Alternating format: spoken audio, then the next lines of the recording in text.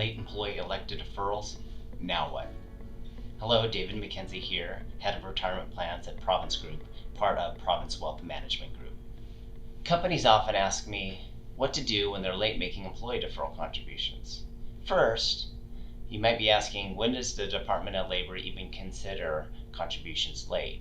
In general, if you are a small employer with less than 100 participants, then you have 7 business days from the pay date to make that contribution.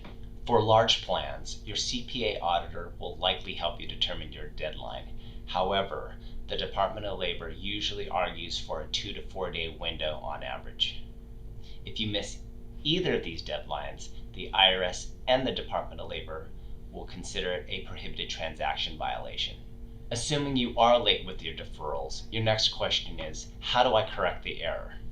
Well, the Department of Labor's only approved correction methodology is to file under the VFCP, or Voluntary Fiduciary Correction Program.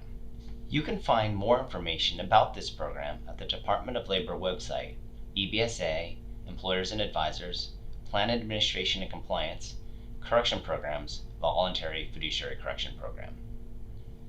Here, the instructions explain how to file your application and calculate lost earnings.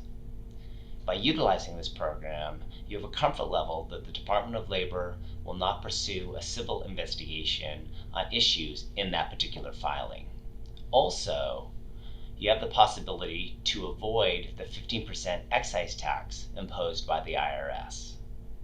The one downside to utilizing the Department of Labor's VFCP program is that it is a time-consuming process on your part.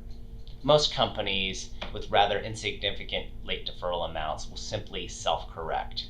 At a minimum, the employer should make all late deposits and loan repayments. In addition, the employer will typically calculate lost earnings on the amounts not timely made using the Department of Labor's lost earnings calculator. Then, they will deposit these earnings and file the Form 5330 and pay the excise tax with the IRS. Keep in mind, there is always a risk associated with self-correction. Mainly, the Department of Labor could disagree with the correction and make the company use the plan's actual rate of return for lost earnings. And remember, under any correction, the untimely remittance should be reported on the plan's Form 5500 filing. Please let me know if you have any questions, and we will talk again.